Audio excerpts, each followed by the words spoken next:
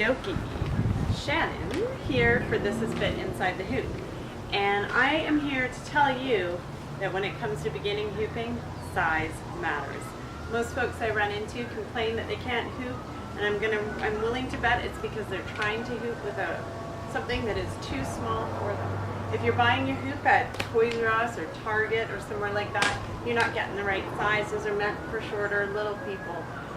As an adult, you're going to want to look for a hoop that when it's sitting on the ground, it reaches to at least your belly button all the way up to your chest. You're not going to go too big in the beginning.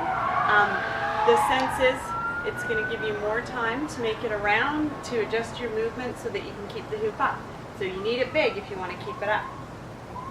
Now, when you're first learning, there's two different basic stances that you can take.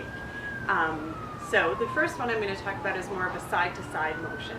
And what you're going to do is you're going to plant your feet on the ground. You're going to really ground yourself so that your quads are engaged, your glutes are engaged, and you're going to use your abs. It's not just hip action here. We're going to use the whole entire core to get this going. Pick your hoop up and you're going to hold it in your starting position. Naturally, you're going to have a direction that feels better to you. So maybe play a bit with what direction you toss it in and see which one feels better. As a rule, it's generally, if you're right-handed, you're going to toss to the left. If you're left-handed, you're going to toss to the right. Then you're going to go ahead again, you're nice and grounded. You're going to give yourself a big throw around.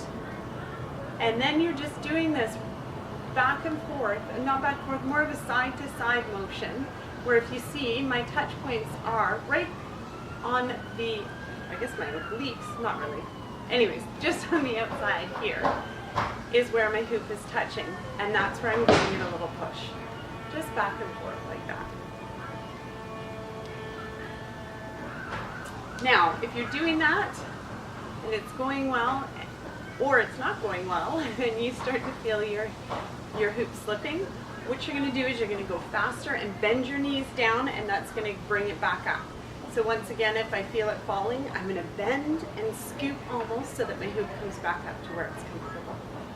So if that's one style, the other style is more of a back-to-back, back and forth. And what you're going to do there is, again, you're going to plant your feet so you can get those quads and you can get those glutes as well as those abs so your entire core is engaged.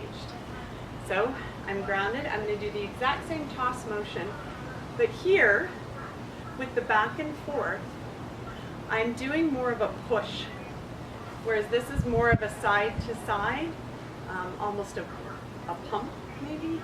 This is your push, where you're hitting with your belly button and your lower back, and you're pushing into the hoop, and this is where you can really engage your quadriceps to give you a hand. You can switch feet. Maybe the right one feels better out front.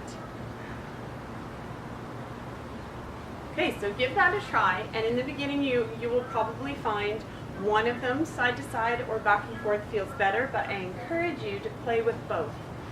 So to start out in your side to side, it feels good. Do a few rotations, you're doing good. Now step it forward, give that a try. Why not switch to your right? Because as soon as you get comfortable moving those feet from either the back and forth or the side to side, you're going to be able to start walking with your hip. You're going to be able to take a few small steps, and before you know it, those steps are going to turn into dance because you're going to have so much confidence inside the hoop. Another little tip I'm going to give you in the beginning is to make sure that you work both sides. It's going to be great going in one direction. It's not going to feel so good going in your non-native direction. But if you get in the habit from the very beginning of working both your native and your non-native direction, you will gain that strength and that muscle memory so that you are able to hoop in both directions without thought, which isn't a big deal. In the beginning, maybe it's more of an annoyance, but as you gain skill, you're going to want to be able to go in both directions. So let's do a quick recap. Size matters. Bigger is better.